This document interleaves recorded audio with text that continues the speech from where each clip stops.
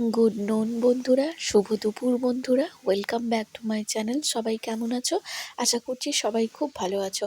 এখন বাজে হচ্ছে 3:45, প্রায় 4টে বেজে গেছে। আমি এখন খেতে বসেছি। এটা হচ্ছে পেঁয়াজকলি, আলু ভাজা, আলু পোস্ত, মাছ শুক্তো হয়েছে। এটা হচ্ছে স্যালাড, কিন্তু শুক্তোটা আমি খাবো না। আমি নিয়েছি কিন্তু খেতে পারবো না। আর এখানে হচ্ছে ছেলেকে খাইয়ে বাটিটা রাখা আছে, পরে ধোবো। তাও তোমাদেরকে আমি একবার টাইমটা দেখিয়ে দিই। দেখো এখন বাজে কিন্তু 4টে। কী করব বলো? ছেলে না খেলে নিজেও খেতে পারি না, একদমই খেতে পারি না।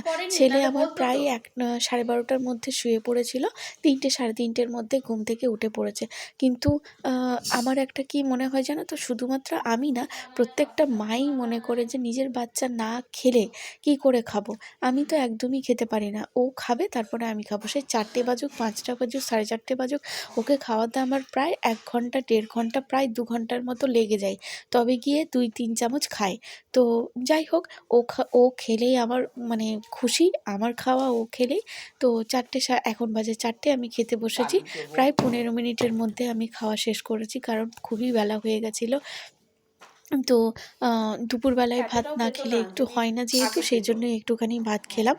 আর এখানে সব আমি মানে পঞ্চপদ নিয়ে বসে পড়েছি, কিন্তু সবগুলো খেতে পারিনি। এখানে শুক্তোটা আমি নিয়েছি, কিন্তু একটাও আমি ধরিনি।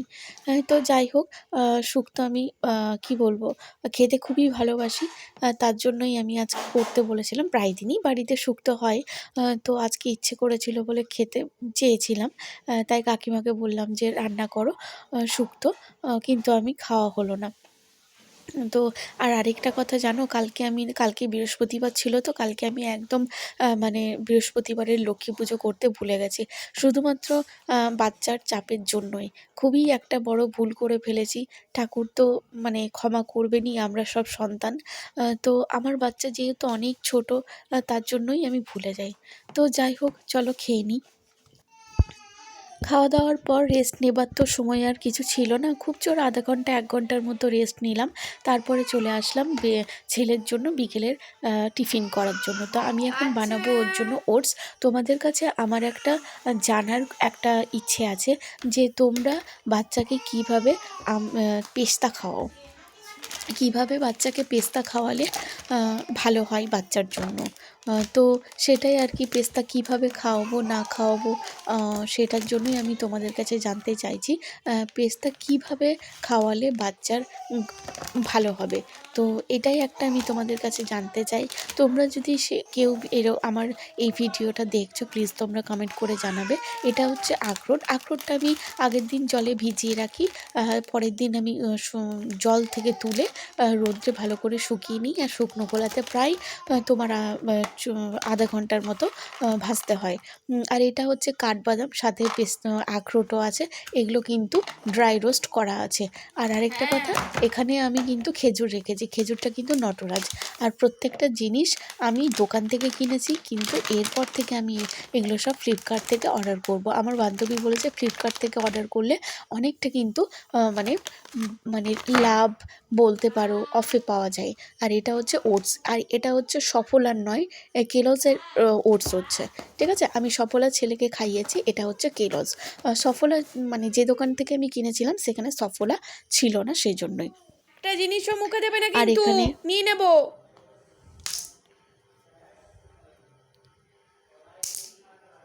সারাদিন বদমাইশি।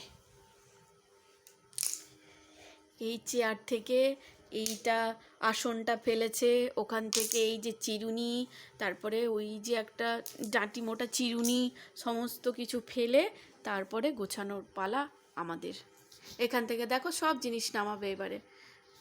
যদি পারে ঠিক আছে, না হলে মাথার ভরে পড়বে। খাওয়া দাওয়া সব হয়ে গেছে, সন্ধেবেলায় স্ন্যাক্স হয়ে গেছে। খাওয়া দাওয়ার পর এখন যে একটু ঘুমাই, সে না, দুবার চেষ্টা করলাম, ঘুমোলো না। এই এই টাকা আমার দিকে। ঘুরু ঘুরু কই, ঘুরু ঘুরু কই, ঘুরু ঘুরু কই, এই টাকা আমার দিকে তাকাও সোনা। ঘুরু ঘুরু কই? বাবা তুই একটু ঘুমাবি না রে সোনা? হ্যাঁ, ফ্যান অফ করে দাও। একটু একটু আধটু গরম শুরু হয়ে গেছে, তাই ঘরে ফ্যান চালিয়েছিলাম, কিন্তু বাচ্চা ছোট তো অতিরিক্ত ফ্যান চালাটাও ঠিক না। দেখো কি কি নামাচ্ছে, দেখো তোমরা, দেখো দেখো, উপদ্রব দেখো, উপদ্রব বেড়ে যাচ্ছে দিন দিন। দেখো কত সিয়ানা, যাতে না পড়ে একদিকে চেয়ারটা ধরে আছে। হ্যাঁ, একদিকে চেয়ার ধরে আছে, হাঁটু গেঁদে তারপরে বসবে। হ্যাঁ, এই দেখো আমার ছেলের বসার স্টাইলটা দেখো, খুব দুষ্টু, খুব দুষ্টু, খুব দুষ্টু আমার বাবা।